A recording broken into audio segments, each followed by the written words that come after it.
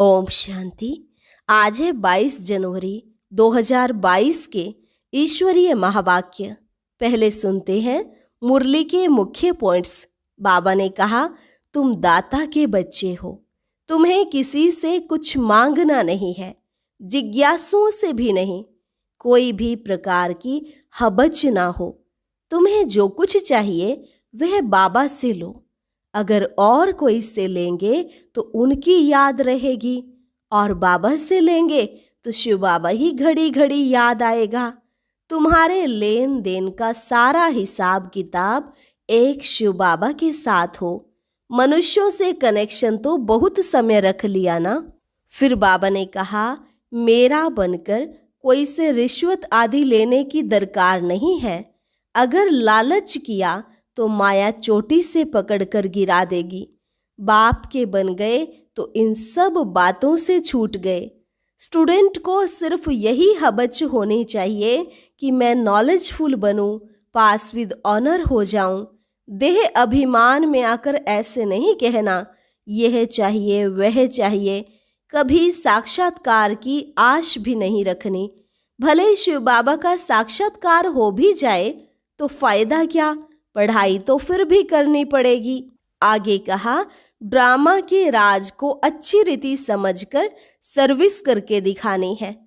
चलो और कुछ नहीं समझते हो तो बाप को ही याद करो, तो भी सेकंड में स्वर्ग की बादशाही मिल जाएगी।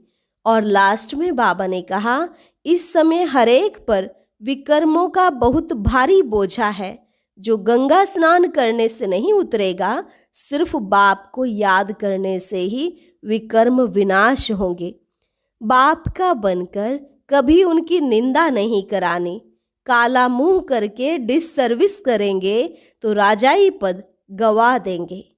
और अब सुनते हैं महावाक्यों को विस्तार से। मुरली का सार। मीठे बच्चे, किसी भी प्रकार की हबच, लालच तुम बच्चों को नहीं रखनी है। किसी से भी कुछ मांगना नहीं है, क्योंकि तुम दाता के बच्चे, देने वाले हो। प्रश्न, तुम गॉडली स्टूडेंट हो, तुम्हारा लक्ष्य क्या है, क्या नहीं?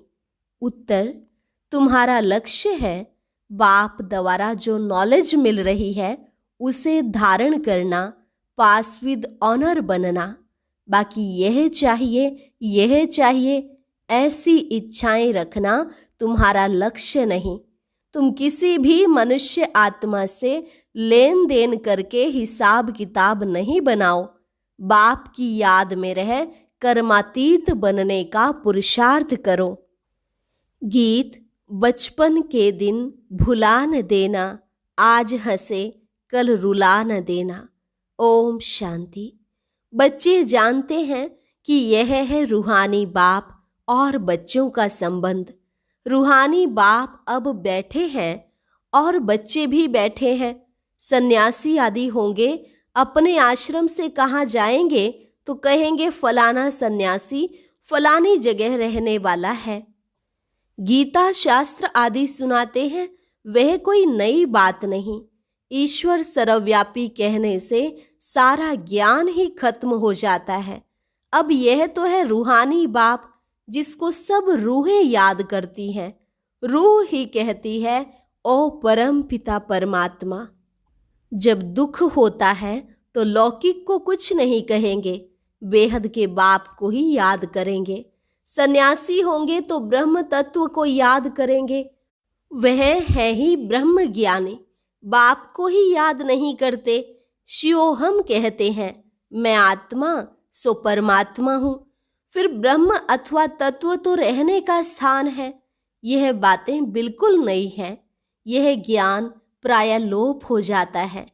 यह जो शास्त्र हैं उनमें मेरा ज्ञान नहीं है। मेरा ज्ञान न होने कारण तुम जब किसको समझाते हो तो कहते हैं यह तो नई बात है। निराकार परमात्मा ज्ञान देते हैं, यह उन्हों की बुद्धि में ही नहीं आता है। वह तो समझते हैं कृष्ण ने ज्ञान सुनाया है तो मूंझ पड़ते हैं। बाप तो एक एक बात सिद्ध करके बतलाते हैं। भक्ति मार्ग में तुम सब याद करते हो, भगत तो सब भगत हैं, भगवान तो एक होना चाहिए। सर्व में भगवान समझने से सभी को पूजने लग जाते हैं। पहले अव्यभिचारी एक शिव की भक्ति होती है, परंतु ज्ञान नहीं रहता है कि वह क्या करके गए हैं, कब आए थे, यह नहीं जानते हैं। परंतु वह है सतो प्रधान भक्ति। पूजा उसकी होती है जिससे सुख मिलता है। लक्ष्मी नारायण के राज्य में भी अपार सुख था। वह स्वर्ग के देवताएं थे। लक्ष्मी नारायण को सतयुग का पहला महाराजा महारानी मानते हैं, परंतु सतयुग की आयु नहीं जानते। बाप हरेक बात बच्चों को ही समझाते हैं। बच्चे ही ब्राह्मण बनेंगे, यह नई रचना है ना। तुम सबको समझा सकते हो कि परमपिता परमात्मा प्रजापिता ब्रह्मा द्वारा नई सृष्टि रचते हैं। यह तो सब समझते हैं, नहीं तो प्रजापिता क्यों कहते हैं। यह बातें तुम बच्चे ही जानते हो, दूसरा कोई नहीं जानते। उन्हों को यह नई नई बातें समझ में नहीं आती। जब सुनते सुनते पक्के हो जाते हैं तब समझते हैं हम कितना घोर अंधियारे में थे। न भगवान को जानते थे, न देवताओं को जानते थे। जो पास्ट हो जाते हैं उन्हों की ही भक्ति की जाती है। फिर पूछो परमपिता परमात्मा जिसकी तुम जयंती मनाते हो, उसके साथ तुम्हारा क्या संबंध है, वह क्या करके गए हैं, कुछ भी बता नहीं सकेंगे। कृष्ण के लिए सिर्फ कहते हैं मक्खन चुराया, यह किया, ज्ञान दिया। कितना घोटाला है। दाता तो एक ईश्वर ही है। कृष्ण के लिए तो दाता नहीं कहेंगे, वह तो मुझे हुए हैं। यह सब ड्रामा में नोंद है। बाप कितना अच्छी रीति समझाते हैं। नटशेल में थोड़ी बातें भी मनुष्यों की बुद्धि में नहीं बैठती। अगर एक एक के 84 जन्मों का वृत्तांत बैठ निकालें तो पता नहीं कितना हो जाए। बाप कहते हैं इन सब बातों को छोड़ मामेकम याद करो। थोड़ा विस्तार से कभी समझाया जाता है तो मनुष्यों का संशय मिट जाए। बाकी बात तो थोड़ी है, मुझे याद करो। जैसे मंत्र देते हैं ईश्वर को याद करो, परंतु वह ऐसे नहीं कहेंगे कि ईश्वर को याद करने से तुम्हारे विकर्म विनाश होंगे और ईश्वर के पास जाएंगे। यह तो बाप ही समझाते हैं। तो गंगा स्नान करने से विकर्म विनाश नहीं होंगे। इस समय हरेक पर विकर्मों का बोझा बहुत भारी है। सुकर्म थोड़े होते हैं, बाकी विकर्म तो जन्म जन्मांतर के बहुत हैं। कितना ज्ञान और योग में रहते हैं तो भी इतने विकर्म हैं जो छूटते ही नहीं हैं। जब कर्मातीत बन जाएंगे फिर तो तुमको नया जन्म नई दुनिया में मिलेगा। अगर कुछ विकर्म रहे हुए होंगे तो पुरानी दुनिया में ही दूसरा जन्म लेना पड़ेगा। ज्ञान तो बच्चों को बहुत अच्छा मिल रहा है। बाप कहते हैं और कुछ नहीं समझते हो तो बाप को याद करो, इससे भी सेकंड में स्वर्ग की बादशाही मिल जाएगी। एक कहानी भी है खुदा दोस्त की। एक रोज के लिए बादशाही देते थे। अब तुम जानते हो बाबा ही त्वमेव माताश्च पिता त्वमेव, त्वमेव बंधु सखा त्वमेव, ऐसे हो गया है। तो खुदा दोस्त हुआ ना। अल्लाह अव्वल दीन, खुदा दोस्त, यह सब बातें इस समय की हैं। बाबा तुम्हें एक सेकंड में स्वर्ग की बादशाही देते हैं। बच्चियां जब ध्यान में जाती थी तो वहां प्रिंस प्रिंसेस बन जाती थी। वहां के सब समाचार आकर सुनाती थी। तुम बाप को अब जानते हो। सब कहते हैं हेवनली गॉड फादर, जरूर नई दुनिया स्वर्ग ही रचेंगे। भारत ही गोल्डन एज था। उस समय और कोई धर्म नहीं था। क्रिश्चियन भी कहते हैं क्राइस्ट से 3000 वर्ष पहले भारत स्वर्ग था, जहां लक्ष्मी नारायण राज्य करते थे। इसलिए पूछते हैं इन्हों को यह वर्षा कहाँ से मिला? भारतवासियों का इनसे क्या संबंध है? स्वर्ग के मालिक पहले यह थे, अब तो नर्क है। यह कहाँ गए? जन्म मरण को तो मानते हैं ना? आत्मा जन्म मरण में आती है, तब तो 84 जन्म लेंगे, नहीं तो कैसे लेंगे? दुनिया में अनेक मत हैं। कोई पुनर्जन्म को मानते हैं, कोई नहीं मानते हैं। पूछना चाहिए, परम पिता परमात्मा शिव से तुम्हारा क्या संबंध है? यह ब्रह्मा विष्णु शंकर कौन है? कहाँ के रहने वाले हैं? तुम कहेंगे सूक्ष्म वतन के, और तो कोई बता न सके। तुम्हारे लिए तो कितना सहज है। माताओं को तो कोई नौकरी आदि का फुरना नहीं है, घर में रहने वाली है। कोई धंधे धोरी का हंगामा नहीं है, बाप से वर्षा लेना है। पुरुषों को तो फुरना है। तुमको तो बाबा कहते हैं, तुम अपना मर्तबा लो, विश्व के मालिक बनो। साहूकारों को तो कितनी चिंता रहती है।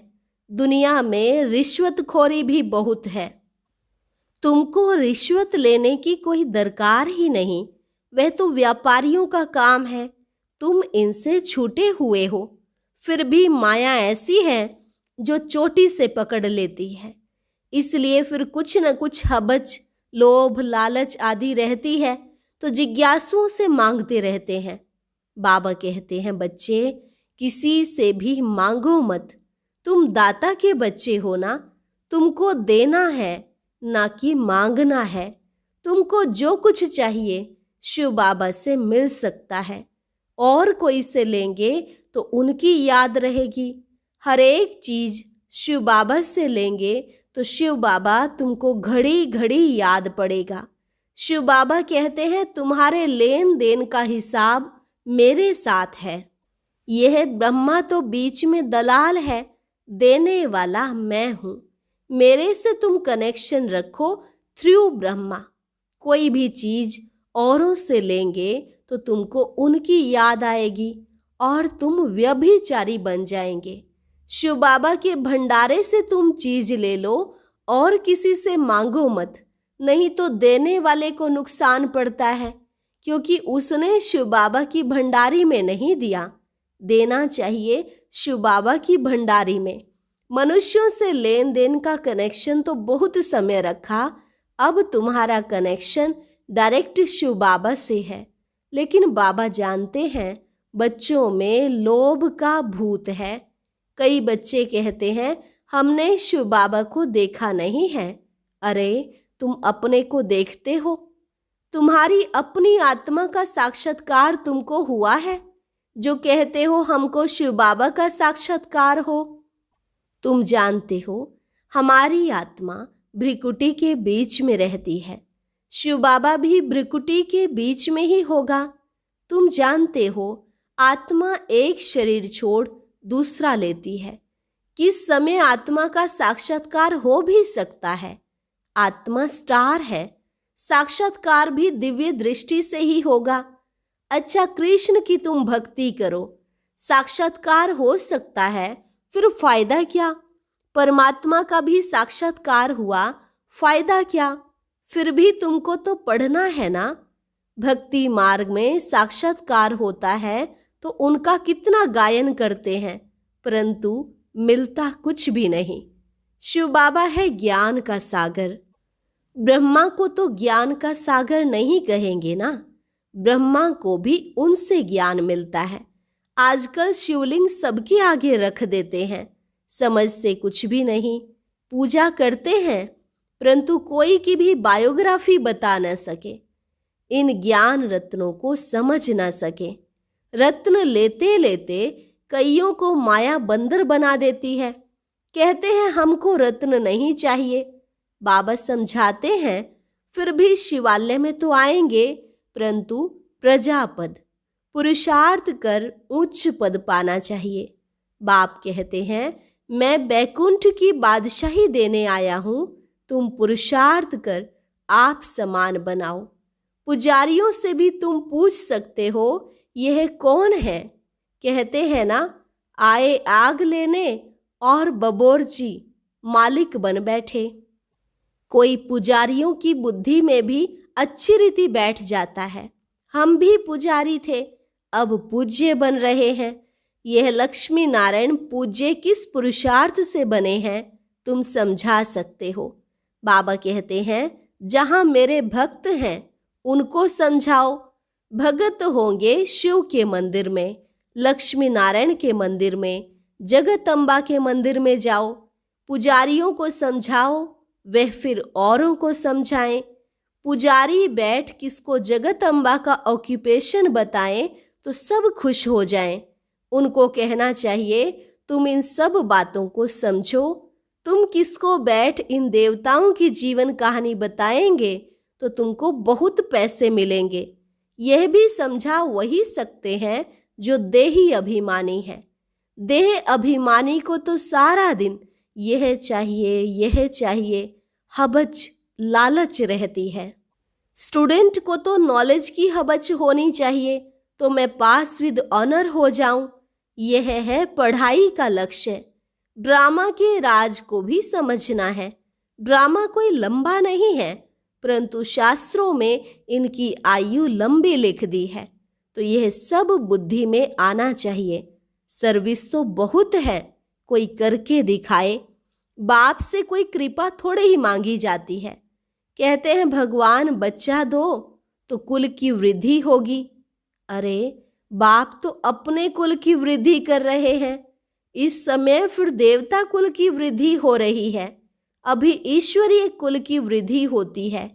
तुम भी ईश्वरीय संतान हो।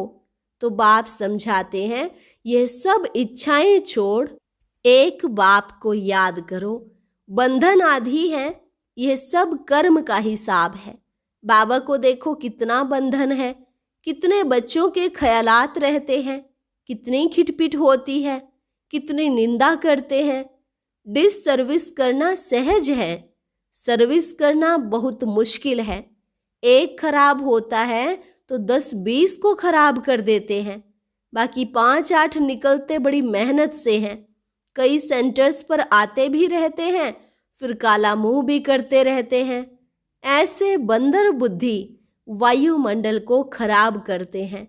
ऐसों को तुम बिठाते क्यों हो? काला मुंह किया तो उसका असर बहुत समय चलता है। रजिस्टर से मालूम चल जाता है। 4-5 वर्ष आकर फिर आना बंद कर दिया। बाबा समझाते हैं, ऐसा करने से तुम राजाई पद पा नहीं सकेंगे। इंद्रप्रस्थ की कहानी भी है, पत्थर बन गए। तुम भी पत्थर बुद्धि बन पड़ेंगे, पारस बन नहीं सकेंगे। फिर भी पुरुषार्थ नहीं करते, यह भी ड्रामा में नोंद है। राजधानी में नंबरवार चाहिए, नौकर चांडाल आदि सब चाहिए। अच्छा मीठे मीठे सिकी लधे बच्चों प्रति माता पिता बाप दादा का याद प्यार और गुड मॉर्निंग। रूहानी बाप की रूहानी बच्चों को नमस्ते। रूहानी बच्चों की रूहानी बाप दादा को नमस्ते नमस्ते, गुड मॉर्निंग। धारणा के लिए मुख्य सार। पहली पॉइंट, लौकिक सब इच्छाएं छोड़ ईश्वरीय कुल की वृद्धि करने में मददगार बनना है। कोई भी डिससर्विस का काम नहीं करना है। दूसरी पॉइंट, लेन देन का कनेक्शन एक बाप से रखना है, किसी देहधारी से नहीं। वरदान, चारों ओर की हलचल के समय अव्यक्त स्थिति व अशरीरी बनने के अभ्यास द्वारा विजयी भव। चारों ओर की हलचल के समय अव्यक्त स्थिति व अशरीरी बनने के अभ्यास द्वारा विजयी भव। लास्ट समय में चारों ओर व्यक्तियों का, प्रकृति का हलचल और आवाज होगा। चिल्लाने का, हिलाने का वायुमंडल होगा। ऐसे समय पर सेकंड में अव्यक्त फरिश्ता सो निराकारी अशरीरी आत्मा हूँ, यह अभ्यास ही विजयी बनाएगा। इसलिए बहुत समय का अभ्यास हो कि मालिक बन, जब चाहे मुख द्वारा साज बजाएं, चाहे तो कानों द्वारा सुने, अगर नहीं चाहे तो सेकंड में स्टॉप। यही अभ्यास सिमरणी अर्थात विजय माला में ले आएगा। स्लोगन, पुरुषार्थ को तीव्र करना है तो अलबेलेपन के लूज स्क्रू को टाइट करो।